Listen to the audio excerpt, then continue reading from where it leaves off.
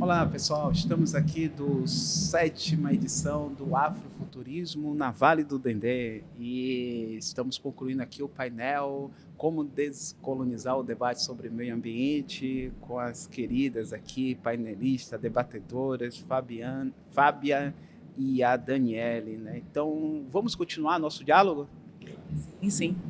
Vamos lá. Sim, vamos.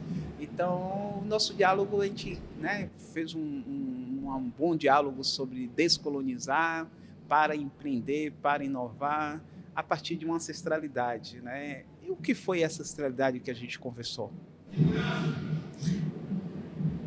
É um debate muito importante, né? Porque justamente tenta compreender em que ponto se tocam esses conceitos ou essas práticas ancestrais com algo que vem do futuro, que é voltado para o futuro, que são as tecnologias, né? A ancestralidade que a gente conversa aqui dentro desse tema da descolonização ou da decolonização é uma ancestralidade que passa pela compreensão do Brasil enquanto um conjunto de povos, né? Que detêm os seus conhecimentos tradicionais e que são povos que reivindicam no panorama atual, né, global e nacional, a sua ancestralidade como parte de uma pauta política, social, econômica, como parte de uma plataforma de política pública, mas também como parte de uma direção individual ou coletiva voltada para o empreendedorismo, voltada para a manifestação desse ser, né, enquanto detentor do seu conhecimento, ele se colocando no mundo assim. Que meio ambiente foi esse que a gente discutiu, ancestral? Exatamente. Acho que o ponto de partida da nossa discussão é exatamente esse, né? Sobre quando fala em meio ambiente, né? Qual é o meio ambiente que está sendo considerado? Por quê? Assim como a professora Fábia trouxe nas contribuições dela, né? Todos os espaços, todos os territórios, inclusive corpos também fazem parte desse meio ambiente, né? Já não tem mais espaço para aquela discussão de que as pessoas falavam de meio ambiente como se fosse apenas a fauna, a flora, e excluísse as relações e, sobretudo, excluísse os corpos, não é? E a história, todo o contexto, todo o cenário, né, de formação desses territórios. Então, a gente discute meio ambiente a partir dessa perspectiva de que meio ambiente não é só recurso, né? Não é recurso natural apenas. Meio ambiente, não é? Fala sobre relações, a relação, sobretudo, das pessoas com os espaços e com todo o contexto também, né? No qual essas dinâmicas sociais acontecem. Bom, teve várias questões que a gente debateu e se questionou, né? Sustentabilidade, né? Inovação, mas como é que a gente fala de sustentabilidade e inovação, né? Em um mundo em aquecimento, em um mundo onde a gente, né, chegou a um lugar, 1,5 graus Celsius, né? Em 2030 precisamos todas mover para não aquecer mais o planeta. Que sustentabilidade a gente cria na inovação desse futurismo afro, né, para o presente e o futuro?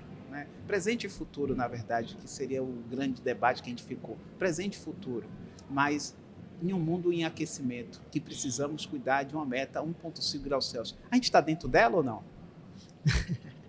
Difícil, né?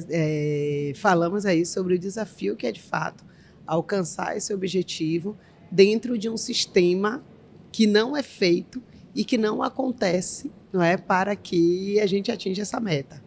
A verdade é essa, assim, a gente fala, né, muitas vezes da justiça climática, mas que justiça é essa?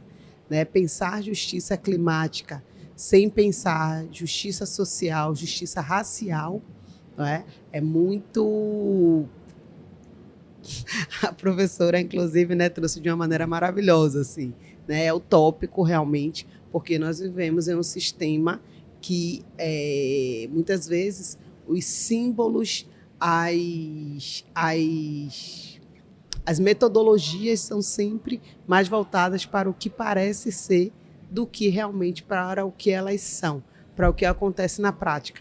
E é por isso que o afrofuturismo, assim, muito acertadamente, obviamente, né, traz isso, né? Nós não somos o passado, né? A nossa perspectiva é de futuro. E não existe esse futuro sem considerar ali os nossos saberes, né, das comunidades tradicionais, das comunidades quilombolas, os saberes negros, né?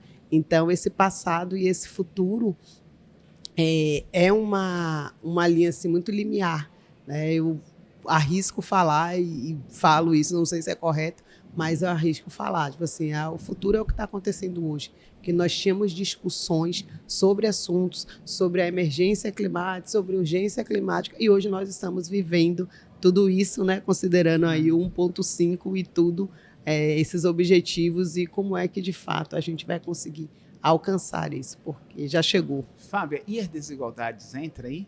Entra. Exatamente. Quando a Dani estava falando um pouquinho agora, né,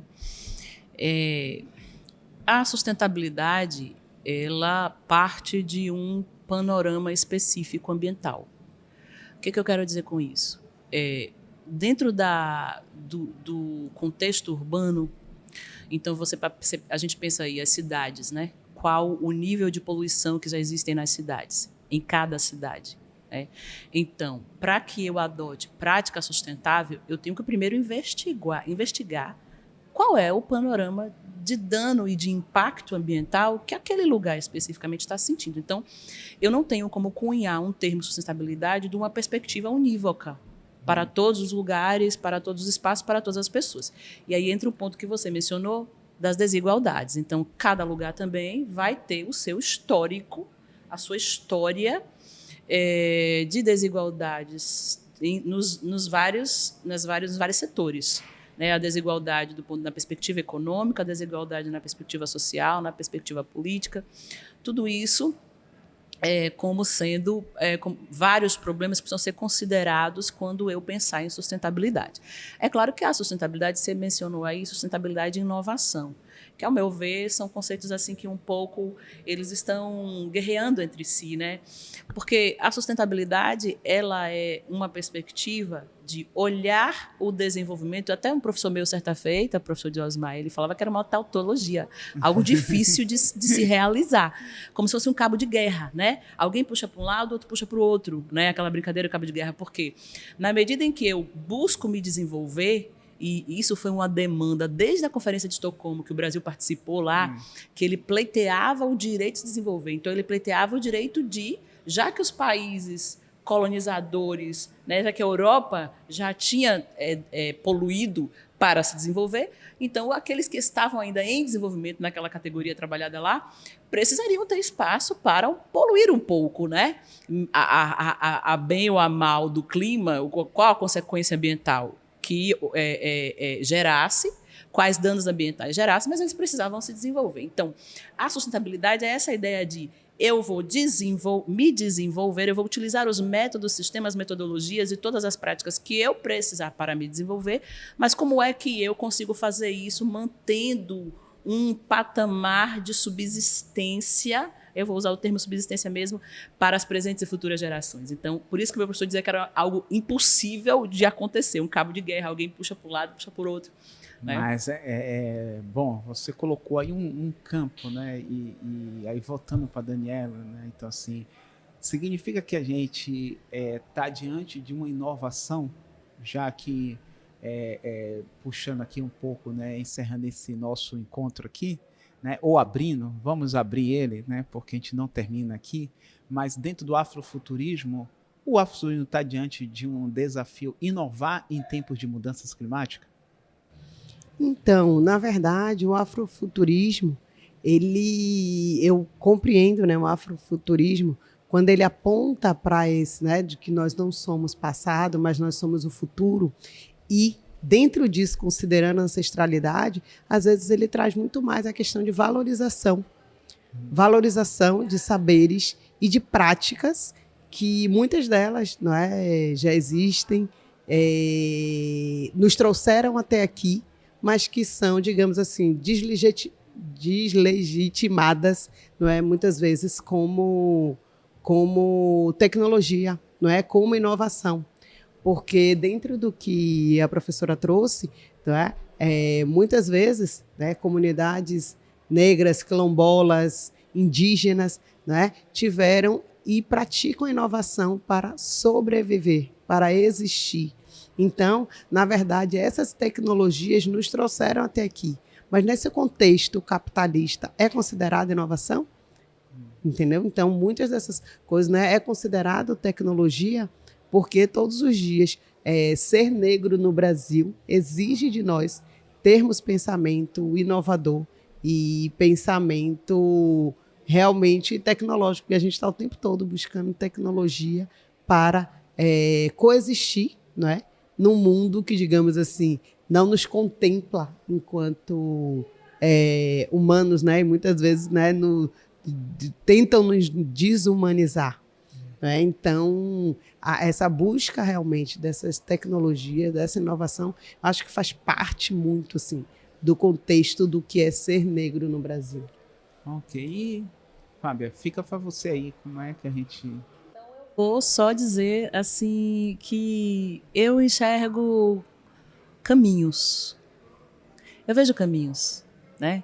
A expressão afrofuturismo pode parecer assim hoje aí um símbolo, não, pode parecer uma nomenclatura difícil de se investigar muito bem os seus significados, porque ela vai unindo prefixos e dois conceitos que foram historicamente separados, distanciados, né? Futuro e toda a ideia. Mas eu enxergo caminhos por quê?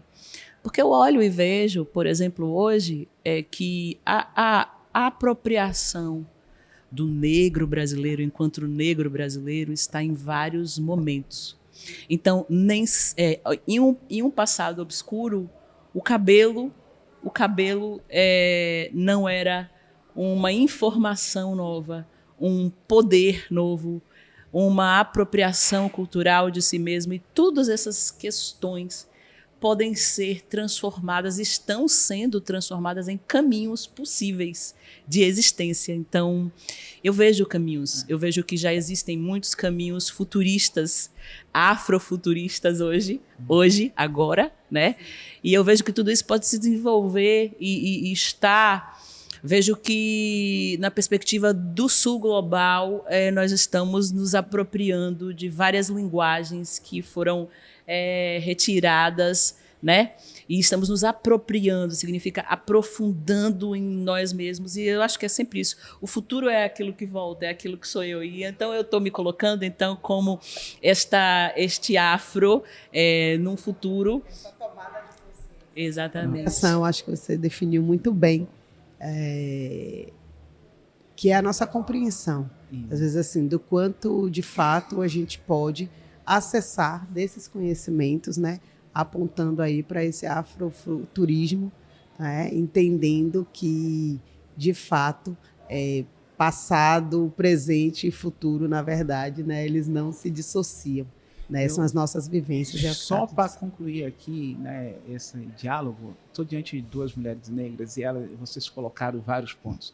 Há poucos dias, né, a gente vem da marcha, né, a marcha que mobilizou 300 mil mulheres negras na esplanada, né, em Brasília, que marcharam, mas algo, né, um tema, né, que foi colocado, a essa intelectual maravilhosa que a Rosane Borges tinha colocado ali, as mulheres negras na agenda de gestar o impossível. A gente falou muito aqui de possível, mas as mulheres negras com sua capacidade de gestar o impossível. E a Valdeci Nascimento, né, na liderança da marcha, ela traz isso de que é um dos principais legados da marcha é apresentar as mulheres negras, né, no Brasil e no mundo como as gestoras do impossível, né? Gestora do impossível. Então, se a gente está falando de um afrofuturismo, né, isso não é uma afirmação mais sobre o impossível que foi as mulheres negras e a ser negro no Brasil como gestoras do impossível? Perfeito. Muito, muito importante. Eu estava lá na marcha Eu fico arrepiada quando eu lembro da marcha, porque essa coisa que a gente fala, né? A presença. Eu lembro que em determinado momento, eu não me lembro quem foi, mas alguém falou assim: aqui estão as mulheres que carregam o Brasil nas costas.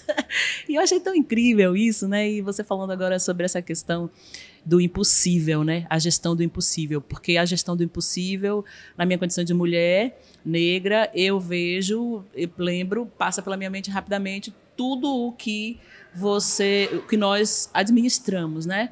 Vida privada, vida pública, vida política, vida empreendedora, todas essas questões aí com as quais nós lidamos, e realmente, né? É uma gestão. Vamos pensar na palavra gestão. Eu estou gerindo, administrando o tempo. Né? O tempo, que é essa coisa cíclica que não se divide em presente, passado e futuro, mas é o tempo, né?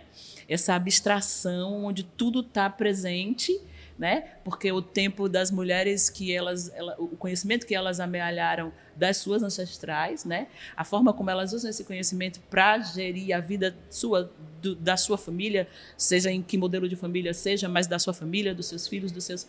Então, e da sua própria vida no mundo, que é uma vida de resistência, porque sabemos que, do ponto de vista econômico, do ponto de vista do trabalho mesmo, a mulher ela não está no mesmo patamar de ganho, nem de recepção e tal. Então, é uma gestão do impossível, sim, professor Diosmar, realmente eu concordo, mas eu vejo que a marcha me mostrou muito isso, né? Essa força, né? Porque a marcha não é tanto de teoria, a marcha é de marchar, né?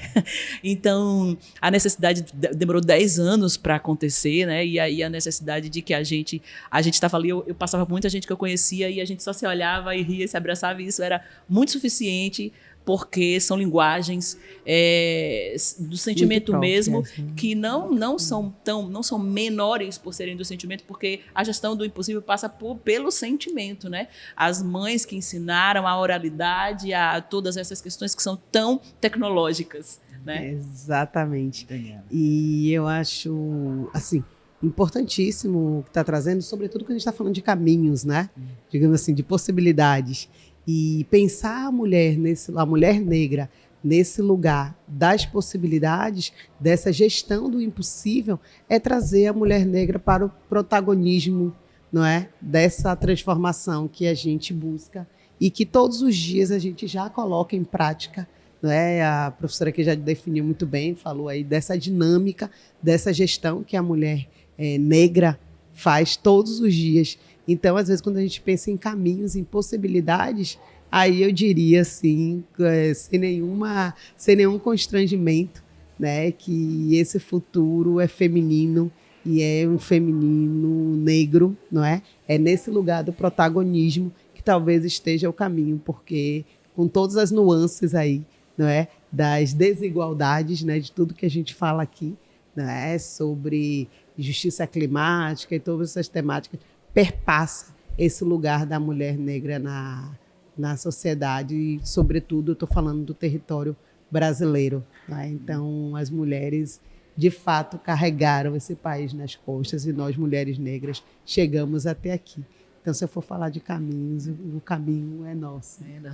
Então, o nosso caminho é gestar o impossível. Isso. Exatamente. Então, e aprendendo com as mulheres negras como é que faz, porque a gente já gera isso muito bem. Pronto.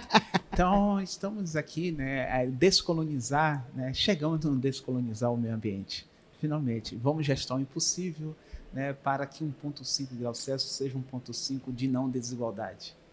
Obrigado aí a todas, né, e continuamos, né, no Afrofuturismo, na 7ª edição, e nos preparando para fazer um grande debate, quem sabe aí, de um afrofuturismo que traz o 1,5 para a sua próxima edição, como uma meta de discutir a gestão do impossível das mulheres negras em tempo de mudanças climáticas. Excelente, já tentei, mas alguém anotou, ainda bem que está gravado, né? Então depois Paulo, eu gostei. Fica para excelente, a Vale do Dendê, o desafio, o Paulo e toda a equipe que tem uma meta, e as mulheres negras gestar 1,5 graus Celsius como gestor do impossível. Né? Chama a Rosane Borges e a Valdeci para fazer esse movimento. Obrigado aí todas. Obrigada. Vocês têm alguma consideração? Não, só agradecer mesmo. Acho importante esse fórum, né? É muito importante, e é um tema e um debate que aquele que não compreender a sua importância, vai ficar para trás na história. É isso. Eu também quero agradecer, né, a oportunidade e registrar aqui a minha alegria, né, me sentindo honrada, realmente privilegiada de estar ao lado aqui do professor Dr. Diosmar, ao lado da professora doutora Fábia, e conseguir, né, estar aqui para debater temas tão importantes, tão necessários. E me chamou a atenção, inclusive, quando eu recebi o convite, né, do Festival Afrofuturismo, sobre o tema, justamente porque eu considero, pelo menos nos eventos locais, ainda um tema pouco explorado, mas de uma urgência absurda. Então, é um privilégio, né, estar aqui para trocar com vocês. Aprendi muito com cada um de vocês dois e agradecer ao Festival Afrofuturismo, à Vale do Dendê, por essa iniciativa, e vida longa ao Festival Afrofuturismo. Vida longa ao Festival Afrofuturismo. Vida longa, Vale do Dendê, agradeço aí. E o prazer foi todo meu dividir esse momento com vocês duas, né? Foi só aprendizado, viu? Um cheiro. Eu também. Todos.